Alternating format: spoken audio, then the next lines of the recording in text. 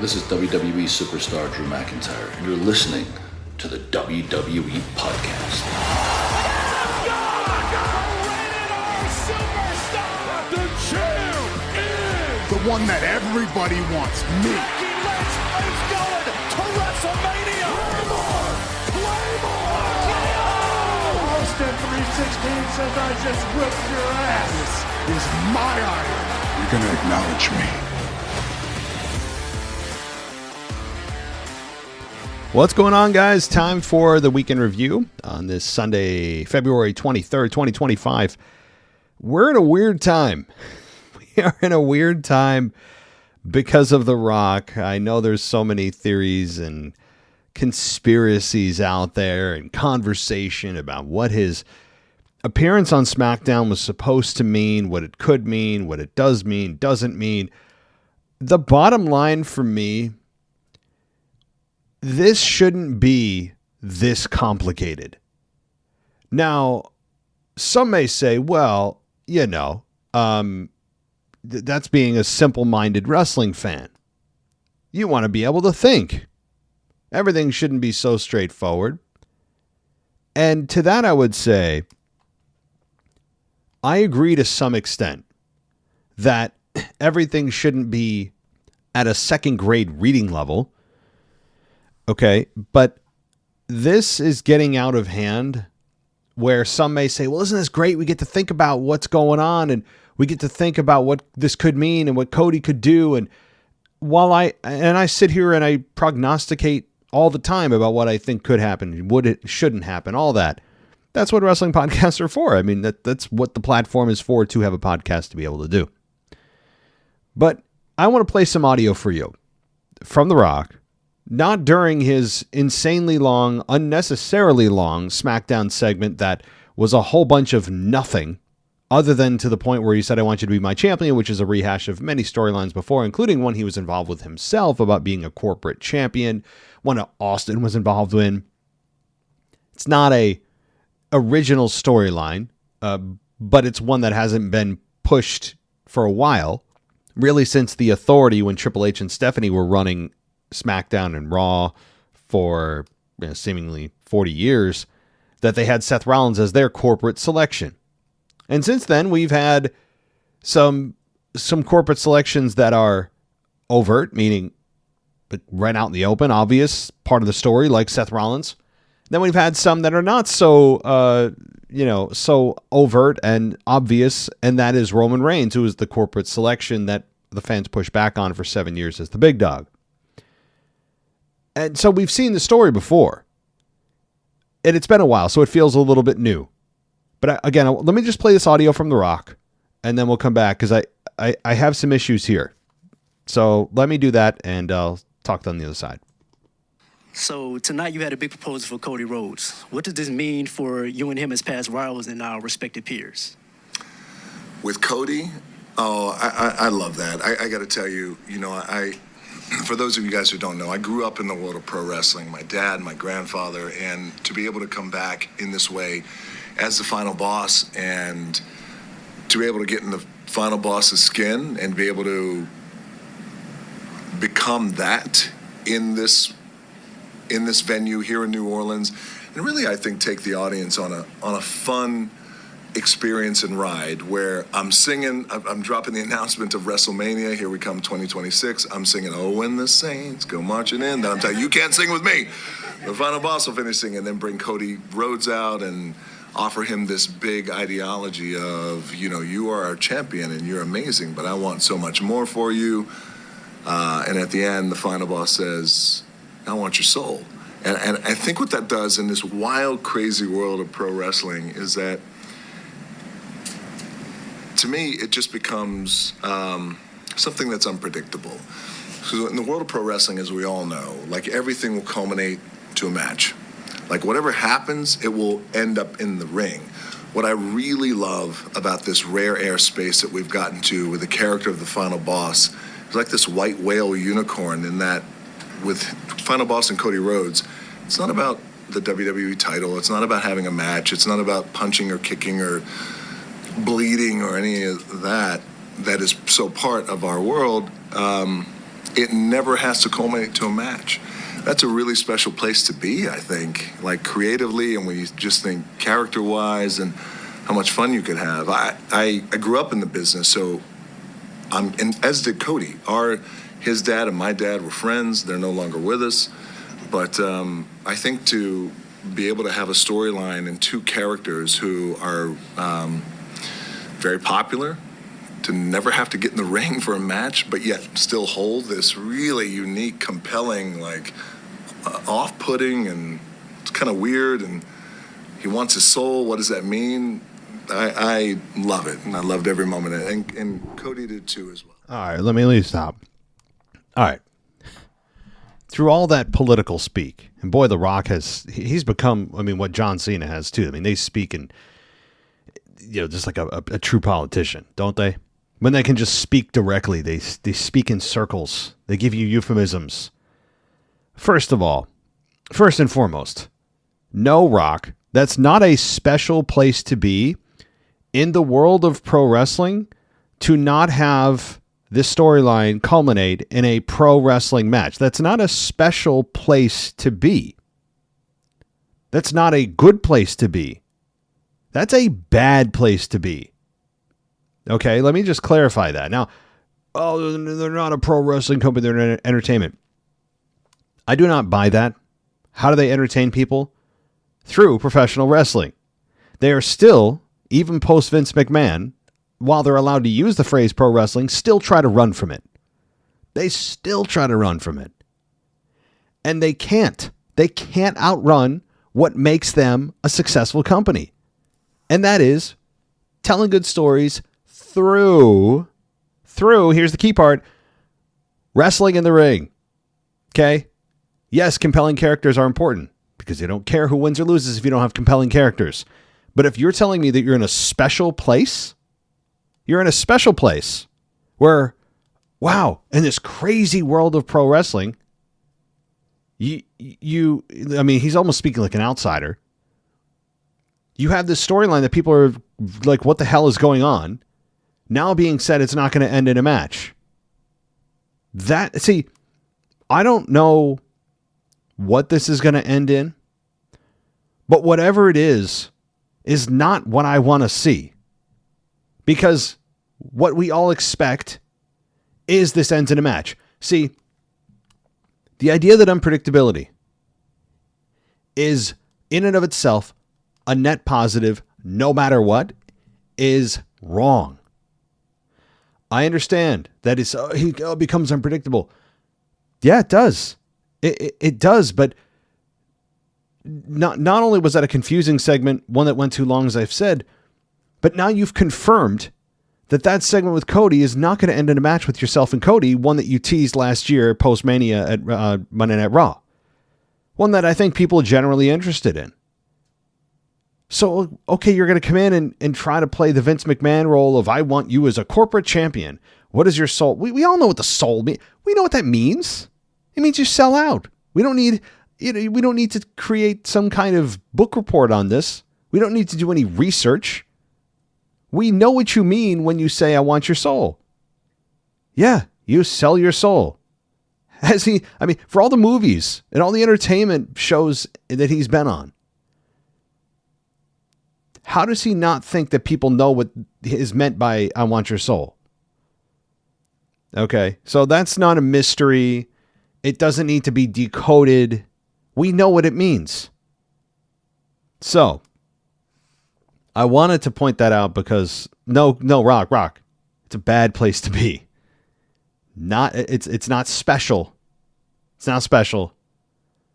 And I also don't like, I have to be honest with you, these post press conferences, while it's weird, they're trying to be a simulated sport, but then undermining what makes them a simulated sport and entertaining by undermining their own creative in these post press conferences. It's very bizarre. I understand you get some clips. Sometimes you get some fun interviews. It's immediately like watching a really good movie. And then when you sit through the credits, if you want to, you get these, all the actors standing on stage or sitting down and then immediately talking about the movie and what creative could be coming up. And it was so fun to work with the person I just pretended to hate. And like, you talk about like a buzzkill. And I understand we all know what pro wrestling is. You do, I do. The world has known for decades. No one's sitting here thinking that everyone's trying to hurt each other in the ring. That has been long since dead for 30, 40 years now. More, probably. That's long been dead. But to have a constant reminder every single time that there's a big show, having the people out there who immediately undermine everything you just did and take you totally out of the moment and almost make you feel stupid for trying to get emotionally invested, it makes you feel silly for then now watching on a Monday Night Raw or SmackDown or a PLE and trying to get emotionally invested when you know the press conference is coming right afterwards and they'll all talk about how much fun they had playing with each other in the ring. I hate it. Now, I know this is the world we live in. I know I'm a minority probably. Sure, you get some fun content. As I said, I'm not saying that it's all bad. It's just, I'm a big emotional investment guy. Even though we all know what we're watching is, a manufactured sport. We know that. I don't want to be reminded of it every 4 seconds. And that's what I hate. And that's what The Rock has become. It's not good to confuse people. Sometimes you can just be pretty straightforward. Sometimes simple is better. I don't need this big mystery. Okay, sure. You have the idea.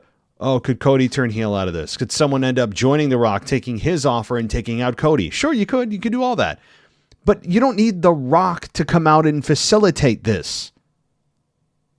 The idea, though, that The Rock is back, and now we're pretty much getting a confirmation he's not going to be having a match at WrestleMania, that is a massive letdown for a lot of people.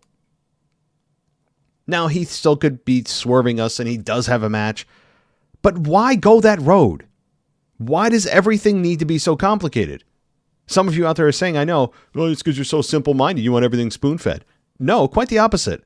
I like logical storytelling. I like long story arcs. I don't need everything at a second-grade reading level, as I've said. But when it's purposefully confusing, unnecessarily long, and we get the admission from the guy who's creating this on television saying it's not going to end in a match, that's a massive letdown on a pro wrestling show. Did we forget what we're watching? Does everybody, it's the equivalent of somebody going out on a football field and their opponent is teasing playing the game and then they just walk off the field. It's like, no, I came to, I came to watch a football game. And they're like, no, you know what we're going to do? You know what we're going to do? We're going to sing a song instead. It's like, no, I came to watch you guys compete. Well, you would have expected that. Yeah, well, that's why I signed up to watch this show. Okay. See, maybe I'm in the minority. And I know many of you have emailed me. You've got your conspiracy theories and your ideas, and that's great. And maybe I'll end up being entertained by this whole thing. But I'm here for the wrestling. In world wrestling entertainment. Yes, wrestling is entertainment. The entertainment is kind of a duplicate phrase because wrestling in and of itself inherently is entertainment. That's how they entertain people is through wrestling and building up to those matches. I don't need The Rock coming out and teasing things that aren't going to happen. Quite frankly, I'm tired of The Rock. Even though he's back, now I'm like kind of sick of him already. Not in a way that makes me hate him as a heel, and that's a good thing. In a way that is just flat out annoying that he's trying to change something that doesn't need to be changed. He's trying to recreate a wheel that no one asked to be recreated. The wheel works just fine. In fact, we've perfected it. And he's trying to come out here and do something different, which I appreciate. But there's no need to change the formula of how we are entertained through this platform. And how we are entertained has not changed. And it doesn't need to change. And the idea that you think you're bigger than what the industry is, which he's not, that you have the power to change how we feel about something that has been the way we've been entertained for decades and decades, is not going to happen. All right? At least from my perspective, my 2 cents. I don't want to speak for the entire population of wrestling fans. But I want to get it off my chest. I mean, the more I listen to him, the more, and maybe things change. Again, if this does culminate in a match, fine. Do I still think it was too long on SmackDown? Yes. I do. He needs to cut the damn intros down. He needs to stop spending 35 minutes out there going in circles and just get to the effing point, dude. I understand you're a megastar, and he is, and I've wanted him back to face Roman Reigns, and the fans effed it up last year, so we may never get that ever. And now the winner of the Elimination Chamber, which maybe John Cena, is going to face Cody Rhodes, and could John Cena turn heel and join could John Cena turn heel and join The Rock, and it's a super duo? Yeah, you can have something like that. I've heard that theory rolled around too, that John Cena is going to be the one to actually sell out. And I mean, there's so many things, and yeah, that's kind of cool to think about. I have no issue actually with any of that. But if the idea is to turn Cody heel from this, if the idea is to turn John Cena heel from this, or turn Seth Rollins, who's probably going to face Roman Reigns, heel, and I mean, that is kind of unrelated. But if the idea is to get anything out of this story, wrestling-wise, we don't need The Rock there if you're not wrestling, dude. It could have been Adam Pearce out there, and we would have had the same result. Right? We could have had Nick Khan. Hell, bring Nick Khan out. Have him, narrate the story. So, I'm more frustrated than anything that just, The Rock's out there and just trying to reinvent something that doesn't need to be reinvented, and it's not going to culminate in a match, which is just ridiculous. And trying to tell us that it's a special place to be. No. This is not a special place to be. But I may be alone in this. Maybe you guys are loving this. Maybe you are. But let's move on. I think I've said my piece on that. Good God. All right. So outside of The Rock's appearance on SmackDown, we had Drew McIntyre come out, and Jimmy Uso was shown walking backstage. He looked into the camera and he addressed McIntyre. And Jimmy questioned whether McIntyre would win the chamber match and go on and win the WWE Championship at WrestleMania. Jimmy said he can answer that, and then mentioned before the crowd said yeet, Jimmy made his entrance. So he's, Jimmy trying to ride the coattails of the yeet movement, which is fine. I mean, Jimmy's got nothing else going on. All right. So we get the match here with Jimmy and Drew. Jimmy beats Drew in 11 minutes. And here's how the finish came about.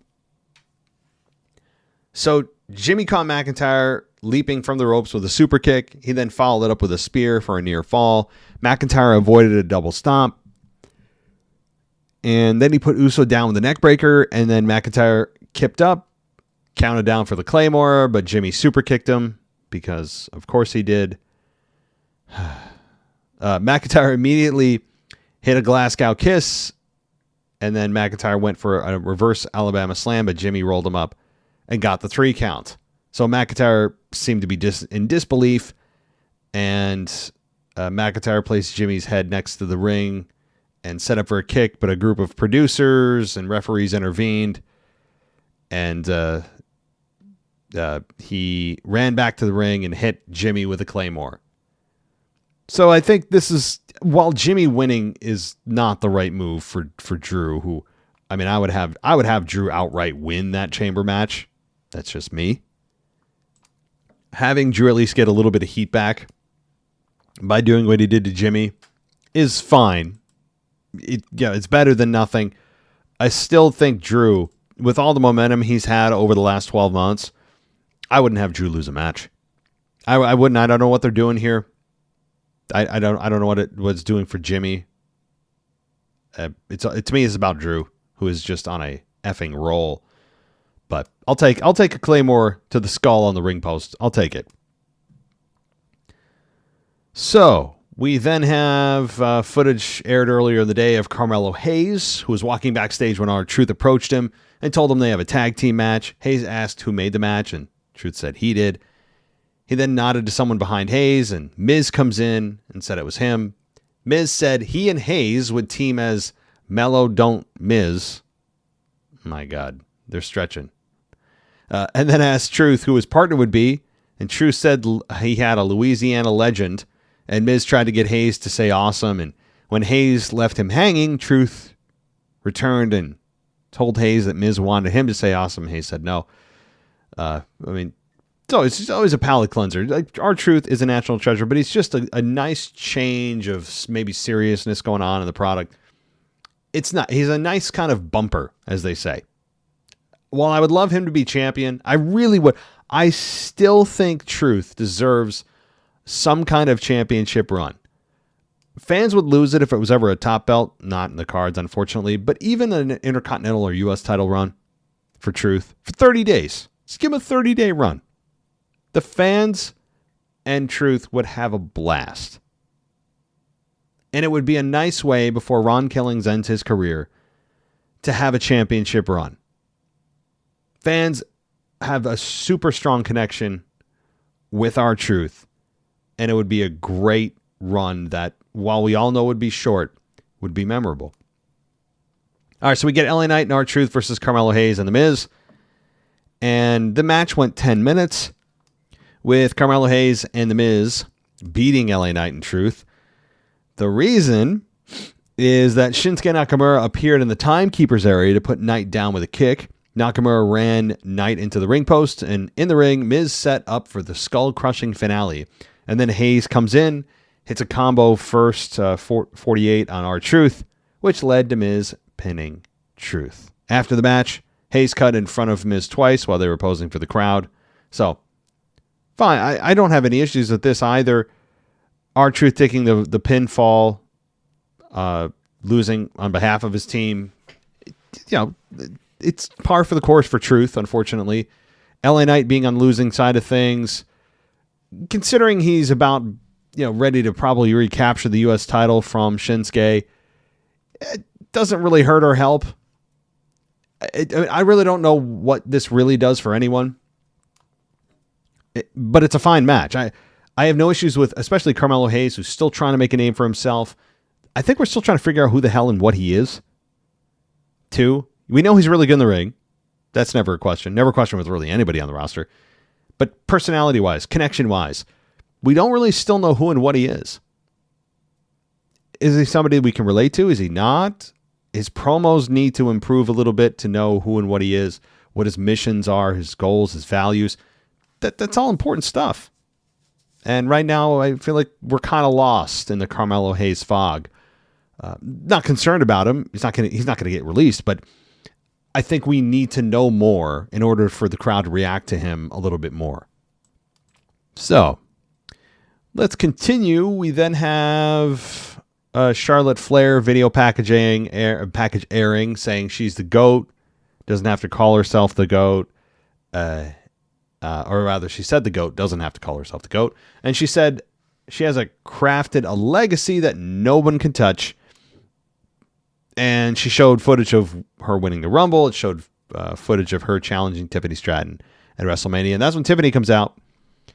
And Barrett said Stratton and Trish versus Nia and Candice LeRae is official for the Elimination Chamber. So, it's kind of what you expected. It's interesting to see Trish back in the ring, who just can't seem to stay away.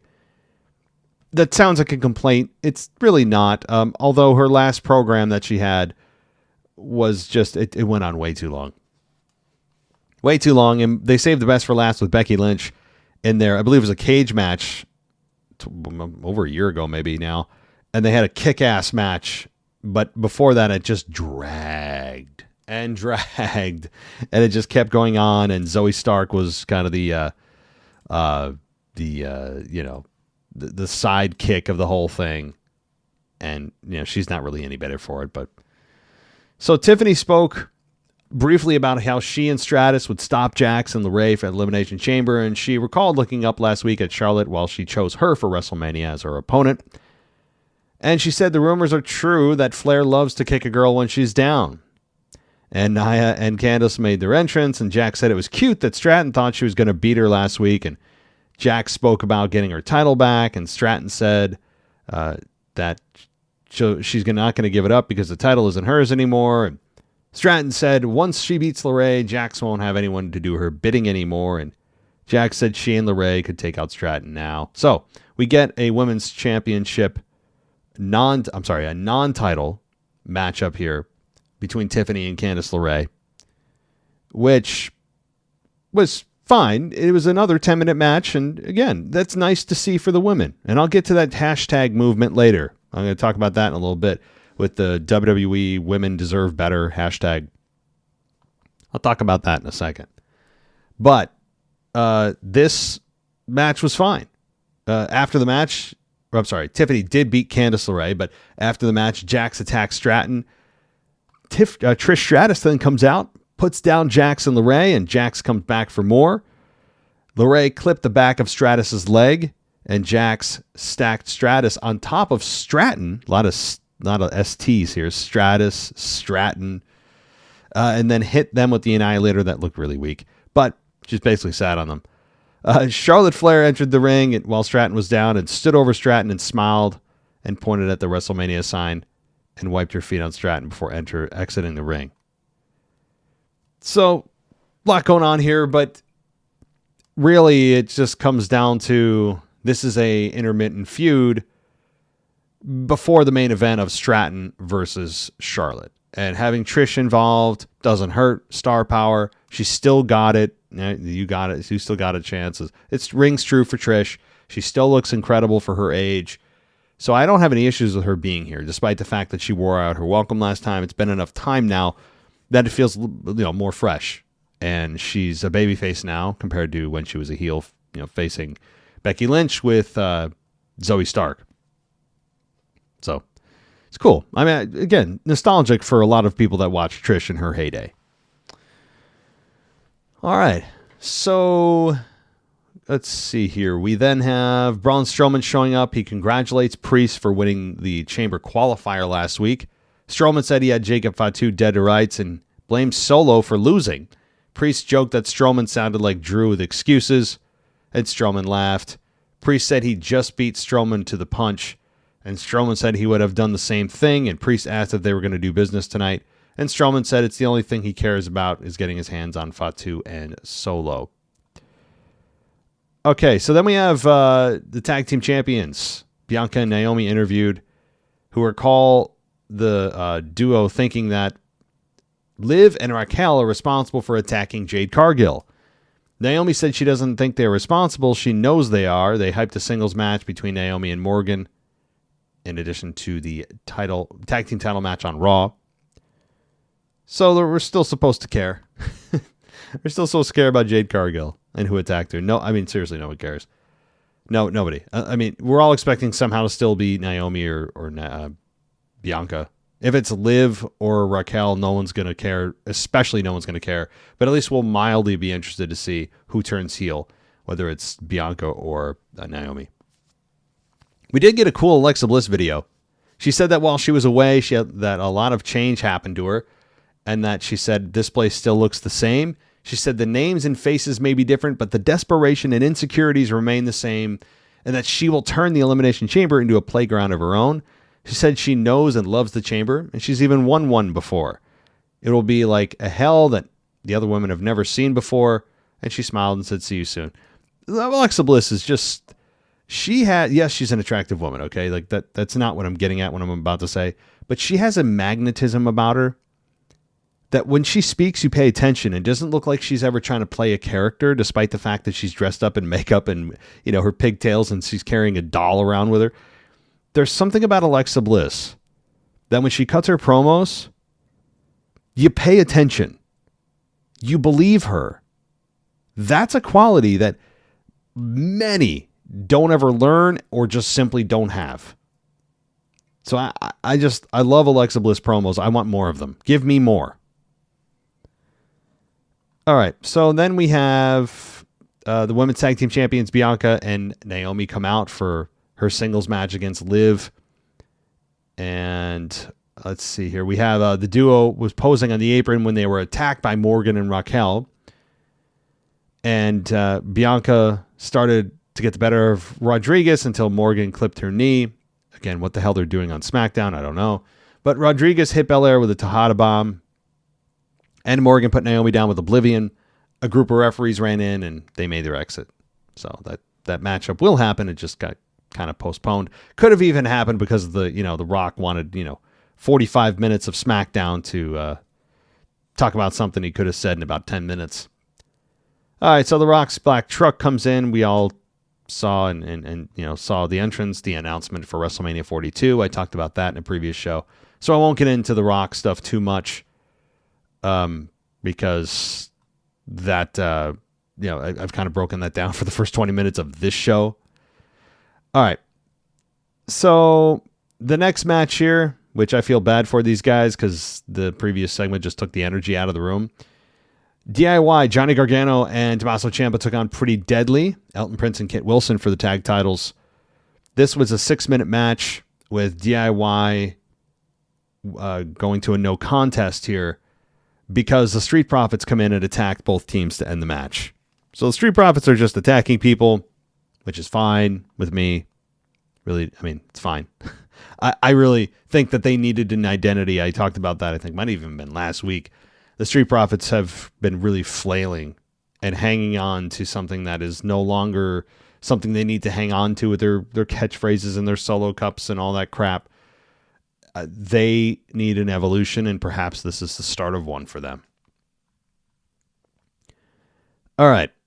So we then have a next segment here with Kevin Owens, and my God, this is just brilliant.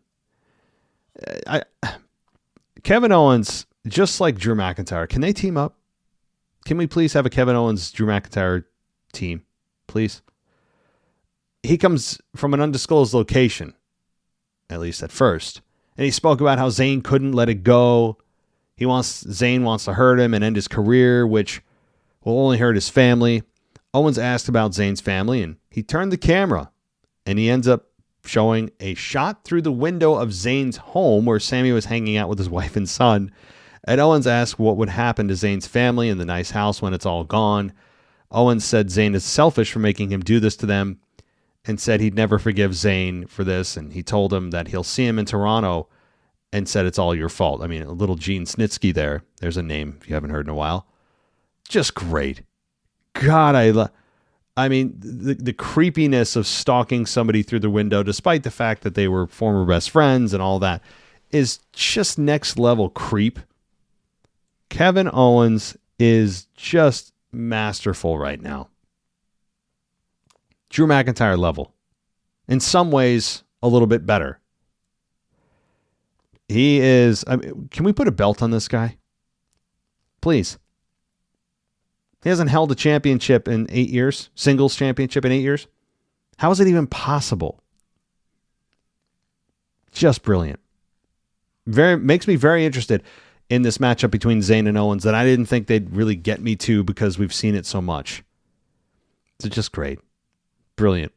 All right. Damian Priest and Braun Strowman take on Jacob Fatu and Solo Sikoa. This match was 11 minutes and 45 seconds with Damian and Strowman beating Jacob Fatu and Solo. Here's the finish, though. Late in the match, we had Solo set up for his finish. Priest blocked it. Fatu threw a super kick that Priest avoided. That took out Solo. And then Priest tossed Fatu to ringside and clotheslined Solo. Strowman rang to ringside and plowed over Fatu and Tonga. And back in the ring, Priest put Solo down with South of Heaven and got a victory.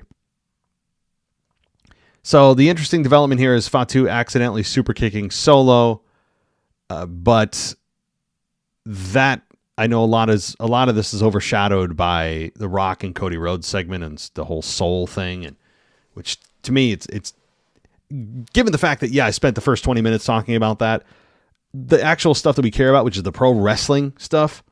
I think Sami Zayn and Kevin Owens, that segment takes number 1. This probably takes number 2. All right, outside of the whole, the Rock and Cody stuff. So just, I think, a very solid SmackDown, one that has us talking. I've talked about this for nearly 40 minutes now. a very eventful SmackDown. And yes, we still have one more week of build here before the Elimination Chamber comes to you in 6 days from Toronto. It'll be the final PLE before WrestleMania 41. So last chance for romance here before the big dance. Let's quickly go through Monday Night Raw with the results. Not a lot of analysis, just kind of the results here.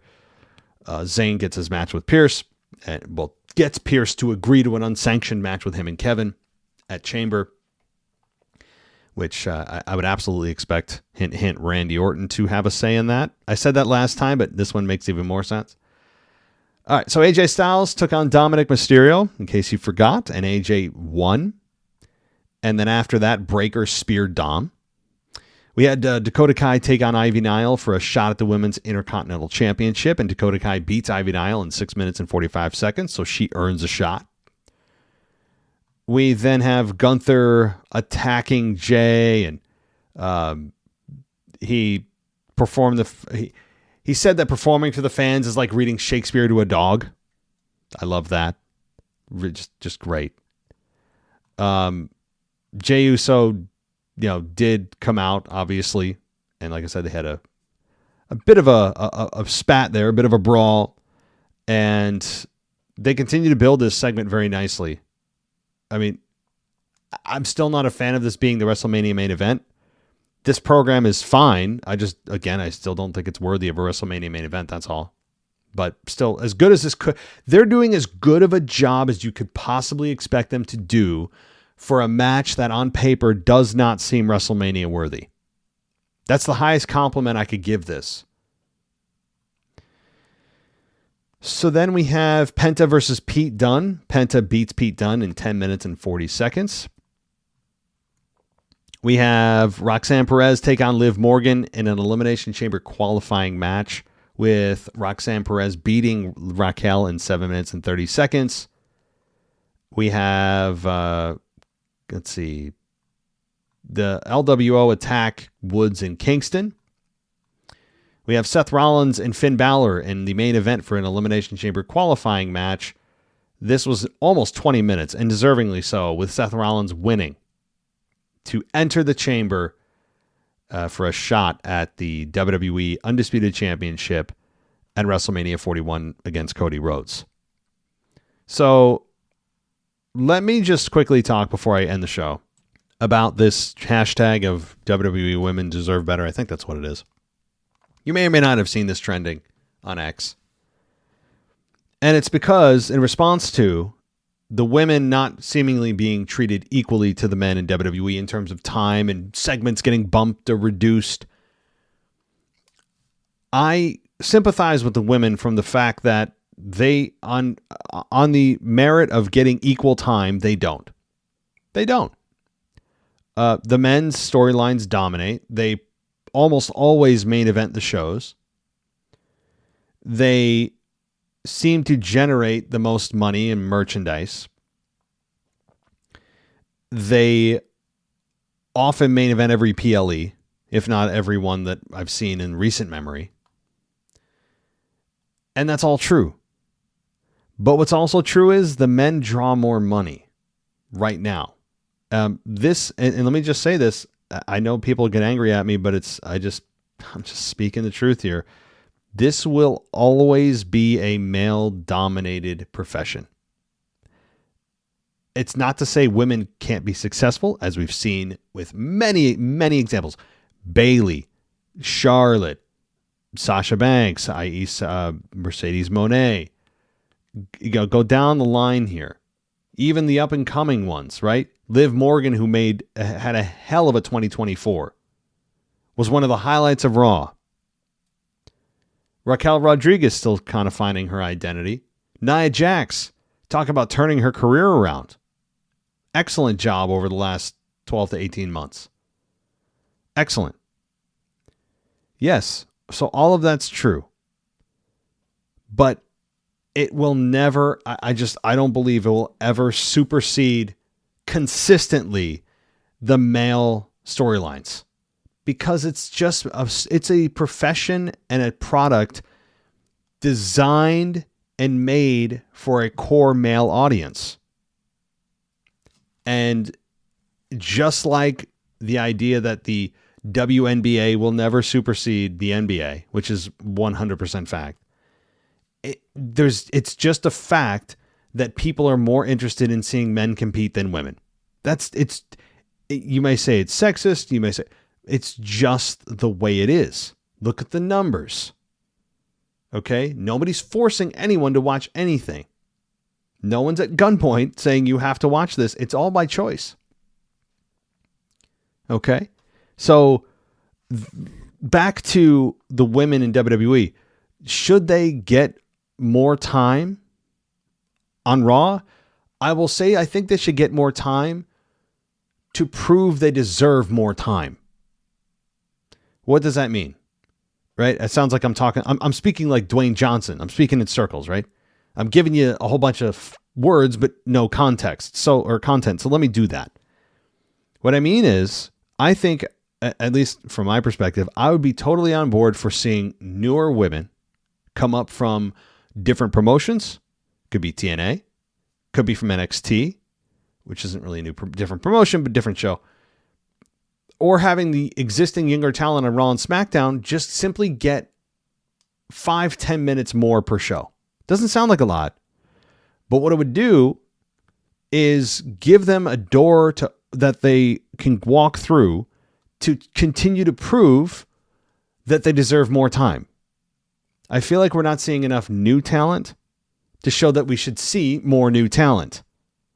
Because if you're the promotion, the risk is no one's going to care. Ratings are going to go down. And you know what? A lot of fans, when they don't see someone they recognize, they just tune out. They do. They do that for the men too.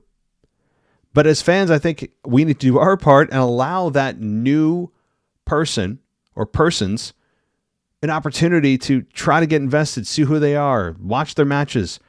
We're so accustomed to star power, big stars, big names only, don't care, right? A lot of us are like that, especially the people coming in around WrestleMania season. You usually only hear from those that are, what's The Rock doing? Is The Undertaker back? You hear from those people. I have people in my life like that only care about the biggest and best and top legends that may come back to make an appearance.